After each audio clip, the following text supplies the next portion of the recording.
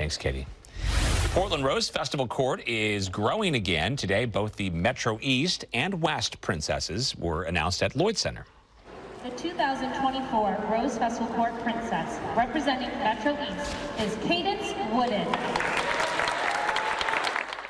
Yeah, congratulations to Cadence Wooden. She's a senior at LaSalle Catholic College Preparatory and will represent Metro East. Cadence wants to pursue a job in the sports industry as an agent or broadcaster.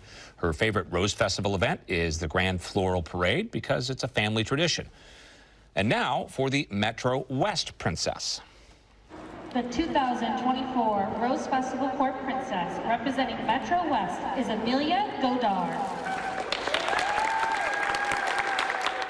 Yeah, congratulations to Amelia Godard. She's a senior at Sherwood High School. Amelia plans to go to college and major in business management with the dream of owning and running her own business. Her favorite Rose Festival event is the Fred Meyer Jr. Parade. By the way, tomorrow, Lincoln High School will welcome their princess.